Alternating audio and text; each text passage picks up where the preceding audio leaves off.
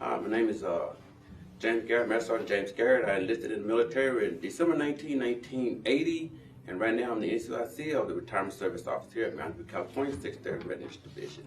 My first one was a 12 Foxtrot, engineer vehicle crewman. I drove different types of vehicles for engineers for 12 Bravo, so that's what I did. It was a combat engineer vehicle, Army personnel carrier, Army vehicle launch bridge. We had a bridge on it. That's what I did when I first came in.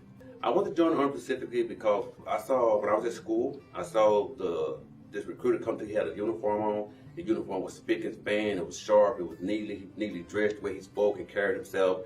Then those shoes just shining, just like I'd never seen before. And after I was talking to the recruiter, I found out the camaraderie, the cohesiveness of the military. I want to be a part of that. Part of the Army culture, the organization, how they do things. So I want to be a part of that, the travel and everything that goes along with it as well. How I compared basic training to AIT back at that time. Basic training was rough. Trust me, they had our attention. Sure enough, I remember when I was in basic training, like the first couple of days, we was all trying to figure out how to go AWOL because we was all scared, thought they was gonna kill us. But we hung it out, made it out, and then after that, compared basic training to active AIT. AIT was great, a little bit lax because you was into school learning your trade. But they still kind of punished us when we came back from school when we thought we had a good time to relax. But they still punished us a little bit, but it was a big difference. Started off in Germany. Then from Germany, I went to Fort Carson, Colorado. Then from there, I got out and came to TPU. Then I've been to Hawaii, Fort Bragg, California, but within those duty stations, I've been all over the place, touring a lot of other places. Within those duty stations, TDY locations, but that's actually where I've been stationed. I've been in the military. From my first duty station, I knew then I wanted to keep my career in the military, stayed for a long time, so they actually kicked me out, so I couldn't stay in. I had such a great time. The soldiers were very friendly. I had a good squad leader. They showed me everything. I learned that the E4 would really run the squad, not the E5 or E6. Everything was great, good time, really good camaraderie within the military, within the squad, the platoon. I really miss that as of now, but good time. Really had a good time in Germany. When I first came in, we always had to report for pay. I remember reporting to, there would be an officer there with a guard there, someone with a weapon, and you walk up there and you would say your rank and your name, and then he says, okay, and then you report to him, you say, I report for pay, he'll pay you out in cash, and then you turn around and walk away with your cash. But we didn't get a check. It wasn't a check back then. I remember when we got our first check when I think it was in 1982 or 1983 when I was over in Germany. We got our first paycheck, a paper paycheck. We didn't know what to do. We thought we had won a lotto. When we got our first paycheck. So it was a big difference back then to now, where now, everything technology, you got debit cards, direct pay. That wasn't such thing like that back when I was in the regular Army. That has really changed, really difference as far as the pay activity and how everything you get paid today versus back in the early 80s. Serving for 41 years and 2 months, and it would be 42 years come December of 2022. 3 years was regular Army. 3 years I was in regular Army, and then after that I came to TPU, then I came back, pretty much go to active duty as AGR. I came back in May 1st of 2005. So from May 2005 to current was AGR time, so you want to consider it active duty.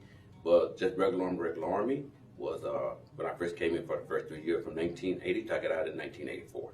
When I left active duty in 1984, I went into law enforcement, and that's where I spent most of my time until I retired from there. And then, of course, by that time I stayed at TPU, but then came back AGR, but I went to law enforcement. Yeah, I went to Los Angeles Police Department for about 20 years.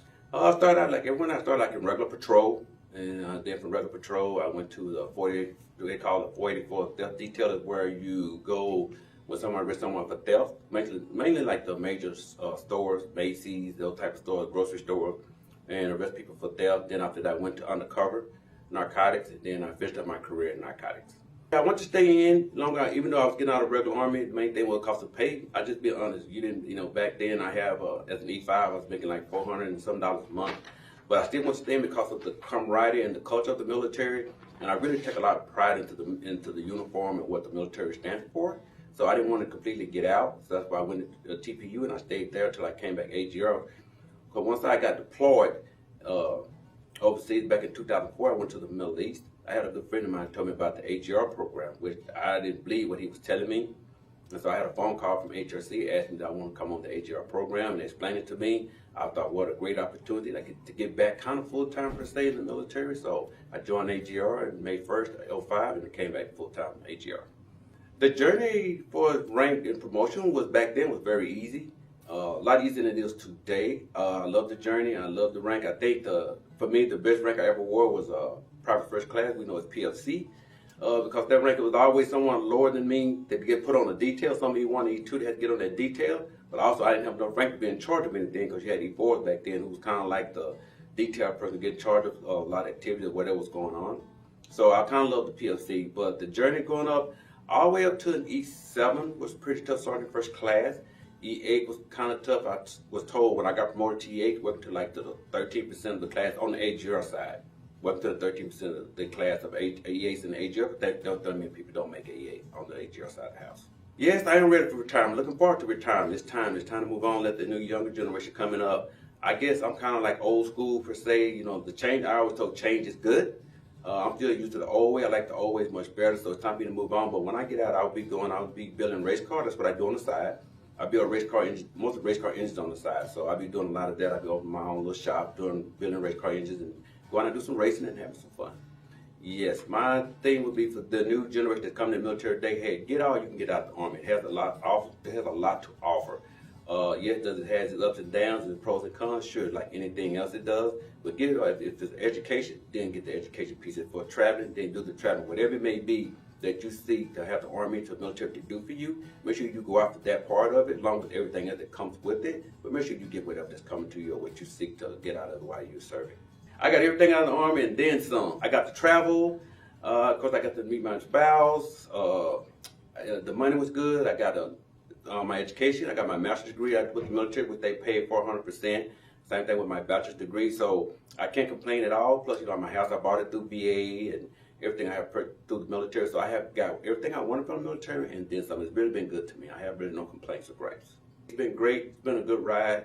I know a lot of people have been telling me that's why I'm retiring, because I can stay in a little longer, but it's that time. It's time to go. So, hey, if anybody wants to come in, I say come in. I'm thankful for the military, everybody that I've served with, everybody that supported me and given me support. Thank you for everything you've done for me, and I really have no complaints.